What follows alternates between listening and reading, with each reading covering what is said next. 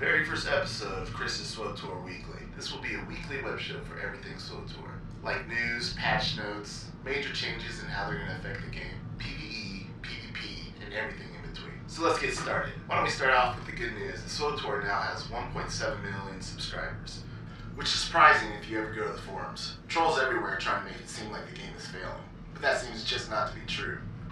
Of the over 2 million people that bought the game, 85% have decided to subscribe, and that's pretty good.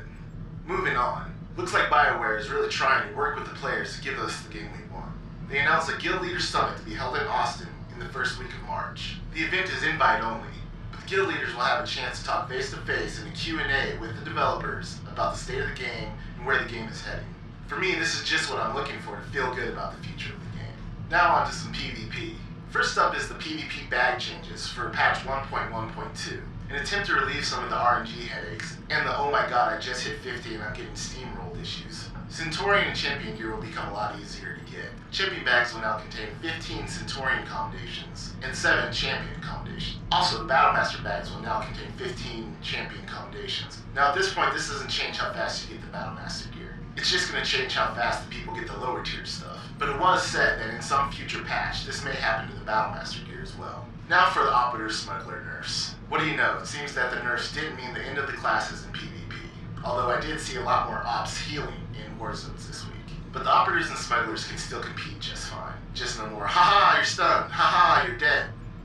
Lastly on PvP, it seems there was some confusion about the I got no credit for my Warzone win bugs. A lot of people thought that it fixed for some PvE weekly quests, we're going to include the PvP I got no credit bugs. So when the bugs still happened, people freaked out.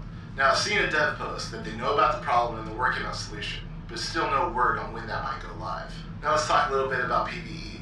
Still no way that I can find to see if the pillar lockup in the third encounter hard mode in Eternity Vault is either a bug or the game working as intended. My guild has found that as long as the South team finishes all tiers of the puzzle before the North team, it doesn't lock up, or bug, or whatever you want to call it. Also, it does appear that the lava insta-death bug in Eternity Vault is fixed, so that should save all of us some time and frustration. Let's talk about test round patch notes. Now I won't be going over every class and spec, but I will cover big stuff like nerfs. Looks like there will be more ability responsiveness fixes coming soon, and that's always a good thing. The other good news is that the Ricotta weapons will now scale to 140. They will be fitted with the Mark 25 mods. There will also be some loot fixes that involve chests and Master Looter. And a few boss mechanic fixes, like KoA not resetting if the main tank gets mind trapped. And oh yeah, we no longer have to reapply sprint after death. Now for some bad news. Poor Biochem getting hit again. They will be reducing the Ricotta stem's power, making them the same as the Energized stems. Sorry guys. But hey, at least they fixed the Exotech Med Unit schematic that drops in the Eternity Vault to be learnable now. There is of course more, but these are the highlights in my opinion. Now this is part of the show where I give my opinion about some of the things we went over. First off, the PvP bags. I'm sorry guys, 6 weeks into the game, you haven't been doing anything long enough to cry about somebody being able to do something faster than you. Try going for High Warlord in vanilla, just to have a couple months later, then give away the loot you worked so hard to get. Oh, and then a few years later, they give away the titles too.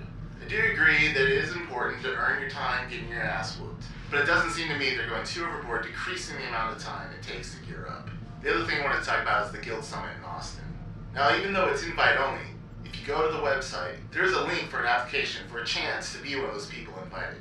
But oh yeah, you need to be 21 to go. Sorry little kids. Now since this is my first show, it took me a while to get all this set up, so I'm not going to have a lot of content this episode. But if you enjoyed this, make sure to like and favorite it. You can also check out our website at www.knightsofashland.com. Until next week, have fun and good luck.